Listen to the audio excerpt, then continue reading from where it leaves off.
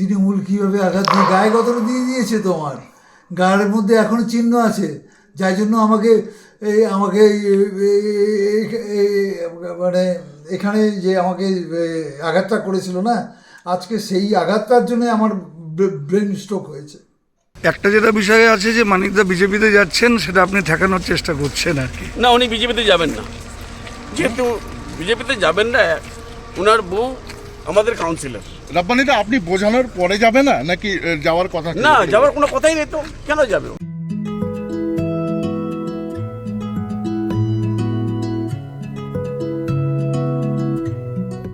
আসবেন তো শুভ মুহূর্তে। নির্দল কাউন্সিলরের বিজেপিতে যোগদান আটকাতে তৎপর হলেন মন্ত্রী গোলাম রাব্বানী। সোমবার গভীর রাতে ইসলামপুর পুরসভার প্রাক্তন প্রশাসক তথা 11 নম্বর ওয়ার্ডের নির্দল কাউন্সিলর মানিক দত্তের বাড়িতে হাজির হন মন্ত্রী। মানিক বিজেপিতে যোগ দিচ্ছেন জানতে পেরেই মন্ত্রীর এই তৎপরতা বলে জানা গিয়েছে। প্রায় ঘণ্টাখানেক মন্ত্রী বিভিন্নভাবে মানিক দত্তকে বিজেপিতে যোগ না দেওয়ার ব্যাপারে বোঝানোর চেষ্টা করেন, কিন্তু তা বিফলে যায়। মানিক দত্ত মন্ত্রীকে জানিয়ে দেন তিনি যে দলেই যান না কেন তিনি ফিরবেন না তৃণমূলে। মানিকের বাড়ি থেকে বের হওয়ার সময় রাব্বানী সংবাদ মাধ্যমকে এড়িয়ে যাওয়ার চেষ্টা করলেও ব্যর্থ হন। মন্ত্রী জানান মানিকবাবুর শারীরিক অবস্থার খোঁজ নিতে তিনি তার বাড়িতে এসেছিলেন। মানিক দত্তর বিজেপিতে যাওয়া আটকাতেই তিনি গভীর রাতে মানিক দত্তের বাড়িতে এসেছিলেন কিনা তার জবাবে মন্ত্রী জানান মানিকবাবু বিজেপিতে যোগ দেবেন না বলে বলতে পারি, এই বলেই মন্ত্রী গাড়িতে চেপে বেরিয়ে পড়েন। মানে রাজনৈতিক কোনো বিষয় কি ছিল না? রাজনীতির বিষয় না, ওনার শরীর খারাপ ছিল। আমি না, একটা যেটা খবর যে মানিকদা বিজেপিতে যোগ দিচ্ছে বলে আপনারা আমি জানি বোঝাতে না, এসেছেন। ওই আমার দলে আছে এখনো, ওই ইন্ডিপেন্ডেন্ট দাঁড়িয়েছিল, ইন্ডিপেন্ডেন্ট আছে। ওনার বউ আমাদের দলে কাউন্সিলর, আমরা নিজের কাউন্সিলর কাছে যেতে পারি না। আমি দাদা গুঞ্জন ছিল যে মানিক দত্ত আজকালের মধ্যেই বিজেপিতে জয়েন করবে, সেজন্যই কি এসছেন দাদা? না না না, বোঝাতে ওনাকে জিজ্ঞাসা করুন। ওনার শারীরিক অবস্থা খারাপ ছিল, যার জন্য আমি দেখতে এসেছিলাম।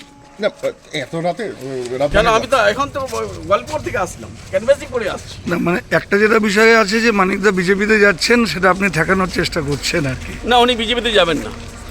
যেহেতু বিজেপিতে যাবেন না, ওনার বউ আমাদের কাউন্সিলর।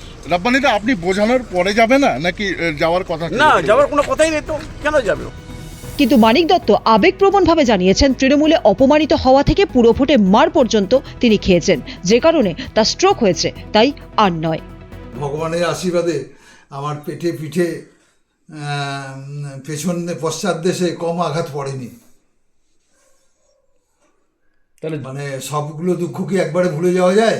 তাহলে বিজেপিতেই ফাইনাল কিসের যাওয়াটা? বিজেপিতেই না যাচ্ছেন? না, আমি এখন কোথাও বলেছি কি? কিন্তু ইয়েতে যাচ্ছ না, এটা শিওর তৃণমূলে। মানে কোন দলে তো যাচ্ছেন মানে? আমি অবশ্যই কোনো দলে যাচ্ছি, কিন্তু তৃণমূল বাদে। তৃণমূল বাদে। তৃণমূল কীভাবে আঘাত দিয়ে গায়ে গতরে দিয়ে দিয়েছে, তোমার গায়ের মধ্যে এখনও চিহ্ন আছে, যার জন্য আমাকে মানে এখানে যে আমাকে আঘাতটা করেছিল না, আজকে সেই আঘাতটার জন্য আমার ব্রেন স্ট্রোক হয়েছে। ইসলামপুর থেকে অরুণ ঝার রিপোর্ট, উত্তরবঙ্গ সংবাদ।